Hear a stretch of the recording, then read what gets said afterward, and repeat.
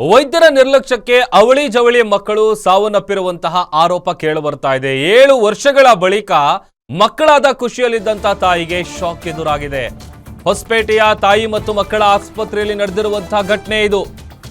ಹೆರಿಗೆ ನೋವಿನಲ್ಲಿರುವಂತಹ ಗರ್ಭಿಣಿ ಬಗ್ಗೆ ವೈದ್ಯರು ನಿರ್ಲಕ್ಷ್ಯ ಮಾಡಿದ್ರು ಅನ್ನುವಂತಹ ಆರೋಪ ಕೇಳಿಬರ್ತಾ ಇದೆ. ನಿನ್ನೆ ಮಧ್ಯಾಹ್ನ ಆಸ್ಪತ್ರೆಗೆ ಬಂದಿರ್ತಾರೆ ಪರ್ವೀನ್ ಬಾನು ಮತ್ತು ಹುಸೇನ್ ಬಾಷಾ ಅಂತ.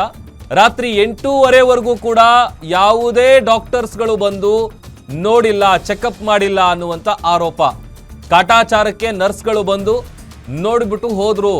ಅದಾದ್ಮೇಲೆ ರಾತ್ರಿ 8 ಗಂಟೆಯ ನಂತರ ಸ್ಕ್ಯಾನಿಂಗ್ಗೆ ವೈದ್ಯರು ಬರ್ಕೊಟ್ಟಿದ್ದಾರಂತೆ.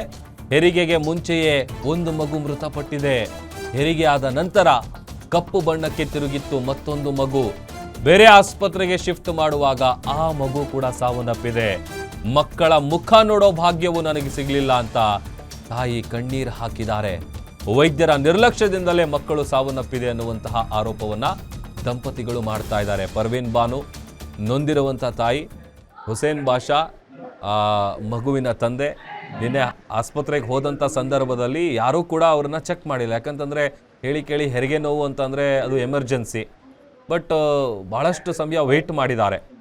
ಕಾಟಾಚಾರಕ್ಕೆ ನರ್ಸ್ಗಳು ಬಂದು BP ಚೆಕ್ ಮಾಡಿದ್ದಾರೆ, ಹೋಗಿದ್ದಾರೆ ಅಷ್ಟೇ. ಅದಾದ ಮೇಲೆ ಹೊಟ್ಟೆಲ್ ಒಂದು ಮಗು ಮೃತಪಟ್ಟಿದೆ. ಅದಾದಮೇಲೆ ಮತ್ತೊಂದು ಮಗು ಕೂಡ ಮೃತಪಟ್ಟಿದೆ. ಕರ್ಕೊಂಡು ಹೋಗ್ಬಿಡ್ರಿ ಅಂತ ಹೇಳಿ ಆಂಬುಲೆನ್ಸ್ ಫೋನ್ ಮಾಡಿ ಅಲ್ಲೇ ಇದ್ದ ಆಂಬುಲೆನ್ಸ್ ಅಣ್ಣ ಆಂಬುಲೆನ್ಸ್ ನನಗೆ ಇಲ್ಲಿ ಕಳಿಸಿದ್ರು. 1 ಗಂಟೆಗೆ ಸುಮಾರು ಬಂದಿವಿ. ಚೆಕಿಂಗ್ ಮಾಡಿ ಆ ಡಾಕ್ಟರ್ ಬಂದು ನೋಡೇ ಇಲ್ಲ ಸರ್. ಮ್ಯಾಲೆ ಸಿಜರಿಂಗ್ ನಾರ್ಮಲ್ ಅದು ಇದು ಅಂತೇಳಿ ಬರೀ ಅವ್ರದ್ದೇ ನೋಡ್ಕೊಂತಿದ್ರು. ಇಲ್ಲಿ ನರ್ಸ್ಲಿ ಇದರಲ್ಲಿ ಮೇಡಮ್ ಅವರು ಅವರೇ ಚೆಕ್ ಮಾಡಿ ನಾರ್ಮಲ್ ಆಗ್ತೈತಿ ಮಕ್ಕ ಹೋಗಿ ನೋವು ಬರ್ತೈತಿ ಮಕ್ಕ ಹೋಗಿ ಅಂತೇಳಿ ಹಂಗೆ ಮಲ್ಸಿಬಿಟ್ಟ. ಸ್ಕ್ಯಾನಿಂಗ್ ಮಾಡಿಸ್ಕೊಂಡ್ ಬರೋವರೆಗೂ ಮಲ್ಸಿದ್ರು. ಸಾಯಂಕಾಲ ಬರ್ಕೊಟ್ಟಾರೆಲ್ಲ ಆಸ್ಪತ್ರೆಗೆಲ್ಲ ಮುಚ್ಚಿದ್ಮೇಲೆ ಅವಾಗ ಬರ್ಕೊಟ್ಟಾರ. 3 ಹತ್ರ ಹೋಗಿ ಸ್ಕ್ಯಾನಿಂಗ್ ಮಾಡಿಸ್ಕೊಂಡ್ ಬರೋದು. ಹಂಗೆ ನೀರು ನೋಡಿದ್ರು ಹೋಗ್ಬೇಕು.